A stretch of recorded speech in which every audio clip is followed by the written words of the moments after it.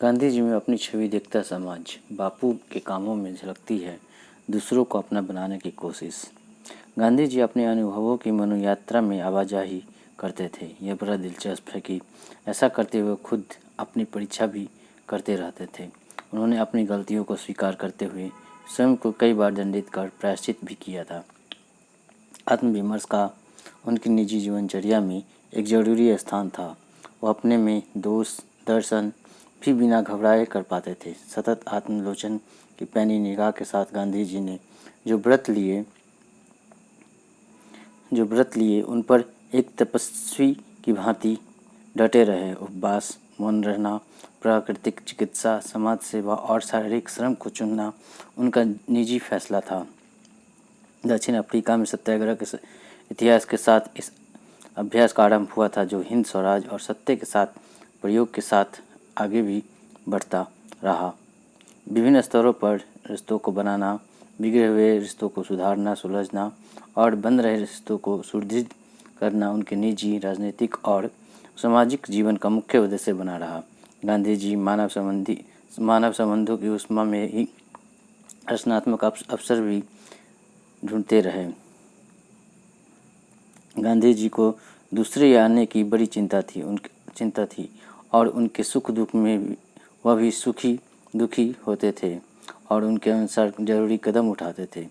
वह अपने खान पान, पहनावा, बातचीत, व्यवहार और नीति आदि सब में बदलाव ले आए और लोग के साथ तदाम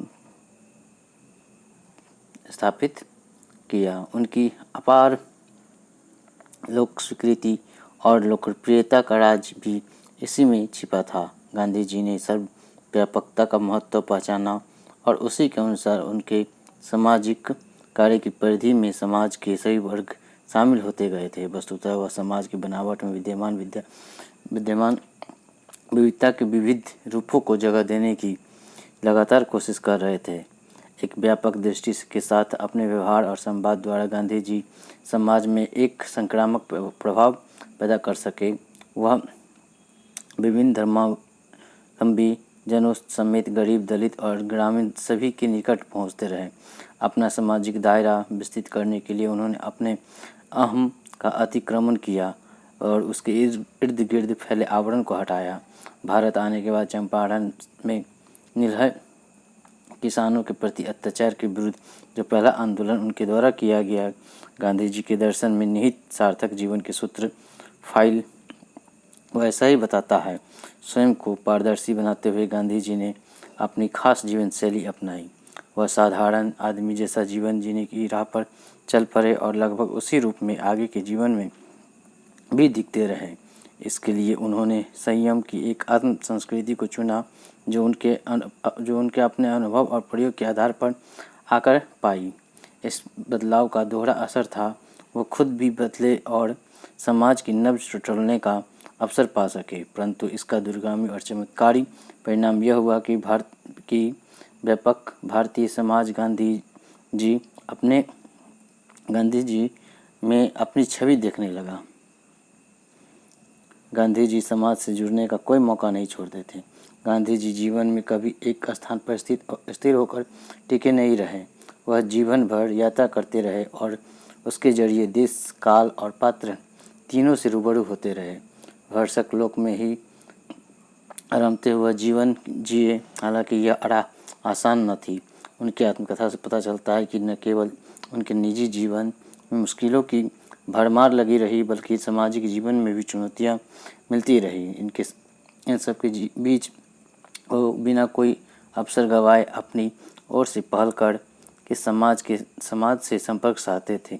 इसी उद्देश्य के लिए वहाँ जहाँ भी रहे उन्होंने अखबार निकाला। इंडियन ओपिनियन, नवजीवन और हरिजन का प्रकाशन यही बताता है। वस्तुतः अन्य को अपना अंश बनाने की कोशिश गांधी जी के काम में लगातार देखी जा सकती है।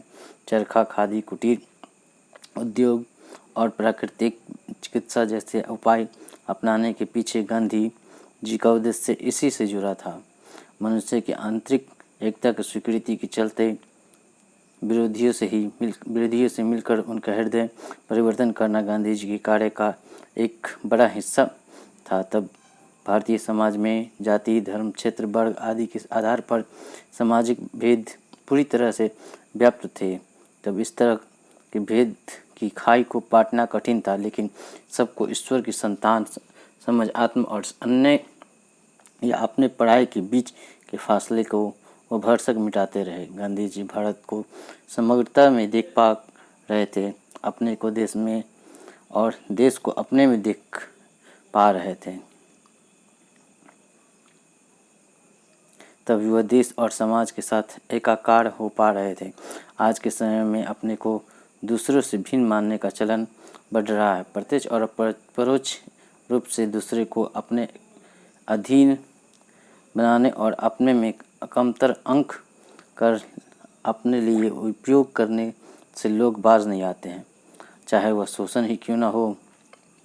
मूल्यों में आई गिरावट, बढ़ती प्रतिस्पर्धा और अंतहीन लोभ के जाल में फंसकर मानव बोध घट रहा है। हम यह भूल जाते हैं कि जीवन जीने की न्यूनतम जरूरतों का तो पता है, परंतु अधिकतम सीमा निश्चित नहीं की जा सकती। वह मनुष्य के उद्यम, सृजनात्मक और अवसर की उपलब्धता के अनुसार निरंतर बदलती रही है। भ्रमवश हम उस उच्च स्तर को आवश्यक की श्रेणी में ले आते हैं। गांधी जी सादगी में विश्वास करते थे, मितव्ययी थे और साधारण की सौंदर्य का उदारता से उपयोग करते थे। आज जब धरती की धारणा क्षमता जवाब दे रही है कि उस पर भार बढ़ता जा रहा है, तो हमें सोचना होगा कि अपने पराये का भेद कैसे मिट सकता है और किस तरह अनावश्यक आत्माभिमान के बोझ को कम किया जा सकता है। मैं और तुम का हिंदवादी अंतर मिटाना ही होगा, सरकार ही श्रेय का मार्ग साबित होगा।